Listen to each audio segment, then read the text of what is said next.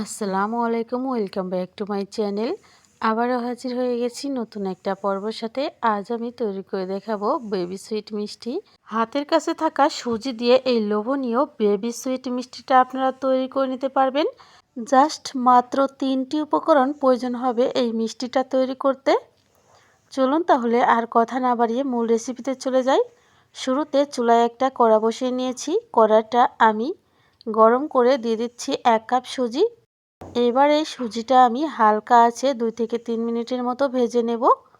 খেয়াল রাখতে হবে সুজির কালারটা যেন খুব বেশি চেঞ্জ না হয়।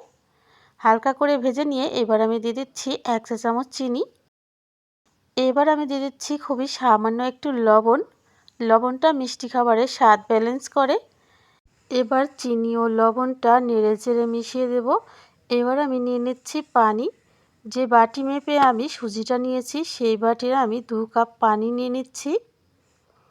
যে পরিমাণ সুজি ব্যবহার করেছি তার ডাবল এখানে পানি ব্যবহার করতে হবে। তো পানিটা দিয়ে খুব দ্রুত নেড়েচেড়ে মিশিয়ে দিতে হবে, তাহলে কিন্তু সুজিটা দলা পেকে যেতে পারে। আর এই সময় চুলার আঁচটা একেবারে মিডিয়াম টু লো হিটে রাখতে হবে। মিডিয়াম টু লো হিটে রেখে প্রায় 2 থেকে 3 মিনিটের মতো কুক করে নিতে হবে। আর অনবরত নেড়েচেড়ে একটা ডো তৈরি করে নিতে হবে। তো বন্ধুরা, আপনারা দেখেই বুঝতে পারছেন ইতিমধ্যে কিন্তু আমাদের খুব সুন্দর একটা ডো তৈরি হয়ে গেছে। এবার আমি চুলাটা অফ করে দেব। এবার আমি অন্য একটা মিক্সিং বোলে সুজিটা নিয়ে নিচ্ছি। অপেক্ষা করতে হবে সুজিটা হালকা ঠান্ডা হয়ে আসা পর্যন্ত। সুজিটা যখন উষ্ণ গরম থাকবে তখন এই সুজির মধ্যে দিয়ে দিতে হবে 2 চা চামচ গুঁড়া দুধ। সেই সাথে দিয়ে দিচ্ছি 1 চা চামচ ঘি।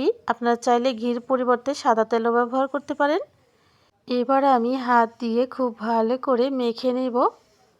সুজিটা যদি অনেক বেশি নরম মনে হয় তাহলে আপনারা এখানে নর্মাল আটা ব্যবহার করতে পারেন 2 চা চামচ। এবার আমি সুজিটা খুব ভালো করে মেখে নিয়ে ফিরে আসলাম। দেখেই বুঝতে পারছেন স্মুথ একটা ডো কিন্তু আমাদের তৈরি হয়ে গেছে। এবার আমি একটা চামচ নিয়ে নিচ্ছি। চামচে করে ডোটা দিয়ে আমি মিষ্টিগুলো তৈরি করব। এতে করে সবগুলো মিষ্টি একই সমান হবে। সেই সাথে আমি হাতে সামান্য ঘি মেখে নিয়েছি। আপনারা চাইলে তেল মেখেও নিতে পারেন। একবার তেল মেখে নিলেই কিন্তু হবে। আর হাতের মাঝে আমি 1 চা চামচ করে দিয়ে ঠিক এইভাবে ঘুরিয়ে ঘুরিয়ে গোল গোল করে নেব। খেয়াল রাখবেন মিষ্টির গায়ে যেন কোনো রকম ফাটল না থাকে। মিষ্টির গায়ে কোনো রকম ফাটল থাকলে মিষ্টিগুলো ভাজার সময় ভেঙে যেতে পারে কিংবা ফেটে যেতে পারে। এক এক করে সেম প্রসেসে আমি মিষ্টিগুলো তৈরি করে নেব। চলুন তাহলে আমি যতক্ষণ মিষ্টিগুলো তৈরি করছি ততক্ষণ শিরা তৈরি করা দেখিয়ে দিই। নিয়ে নিচ্ছি আমি 1 কাপ চিনি। সে সাথে আমি এখানে দিয়ে দিচ্ছি 3 কাপ পানি। আমি এখানে লাল চিনিটা ব্যবহার করছি। আপনারা চাইলে এখানে সাদা চিনিটা ব্যবহার করতে পারেন। তবে 3 কাপের থেকে একটু কম নিয়েছি পানি। এবার আমি দিয়ে দিচ্ছি সামান্য লবণ। মিষ্টি খাবারে লবণটা স্বাদ ব্যালেন্স করে, আপনারা চাইলে স্কিপ করতে পারেন। এবার আমি দিয়ে দিচ্ছি 2টো এলাচ। এলাচের মাথা একটু ফাটিয়ে দিতে হবে। এবার আমি ফুটিয়ে নিব 5 মিনিটের মতো।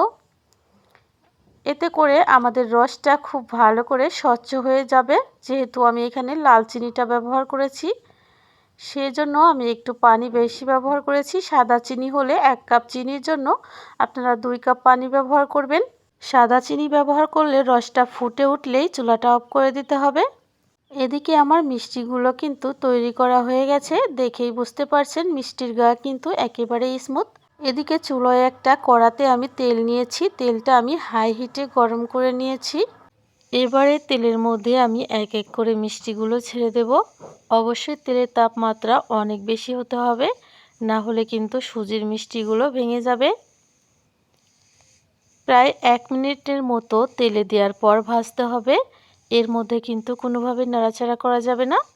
1 মিনিট পর মিষ্টিগুলো ঠিক এইভাবে উল্টে পাল্টে দিতে হবে।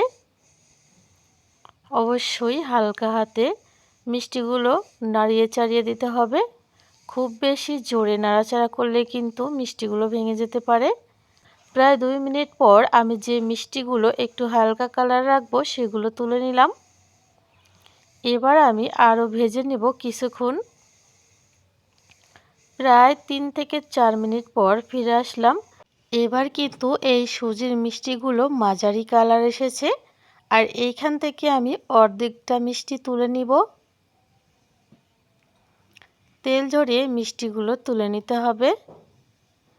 প্রায় অর্ধেকটা তুলে নিয়ে বাদবাকিগুলো এবার আমি আরও কিছুক্ষণ ভেজে একটু ডিপ কালার করে নিব। তো বন্ধুরা, আমার মিষ্টিগুলো কিন্তু ভাজা হয়ে গেছে, আমি তেল ঝরিয়ে তুলে নিচ্ছি। সবগুলো মিষ্টি তুলে নিয়েছি, দেখেই বুঝতে পারছেন মিষ্টিগুলো দেখতে কতটা লোভনীয় লাগছে।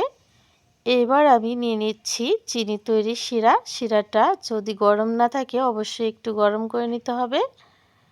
গরম শিরার মধ্যে কিন্তু মিষ্টিগুলো দিয়ে দিতে হবে। এবার এই মিষ্টিগুলো ঢেকে রাখতে হবে প্রায় আধা ঘন্টার জন্য। ফিরে আসলাম আধা ঘন্টা পর। দেখেই বুঝতে পারছেন মিষ্টিগুলো আগের তুলনায় অনেকটা শিরা খেয়ে নিয়েছে। আগের থেকে কিন্তু অনেকটা বড় হয়ে গেছে মিষ্টিগুলো। তো মিষ্টিগুলো আমি কাছ থেকে দেখাচ্ছি, দেখতে কতটা লোভনীয় লাগছে। মিষ্টিগুলো কিন্তু অনেক বেশি নরম ও সফট হয়ে গেছে। তো একটা মিষ্টি আমি কেটে দেখালাম, ভেতরটা দেখেই বুঝতে পারছেন ভিতরে কতটা রস ঢুকেছে, আর মিষ্টির ভিতরে একেবারে নরম ও সফট। তো বন্ধুরা, ঝটপট সুজির মিষ্টিগুলো কেমন লেগেছে কমেন্ট করে জানাতে ভুলবেন না। আজ এখানেই বিদায় নিচ্ছি, দেখা হবে পরবর্তী পর্বে। সেই পর্যন্ত ভালো থাকবেন, আমার জন্য দোয়া করবেন। আল্লাহ হাফেজ, আসসালামু আলাইকুম।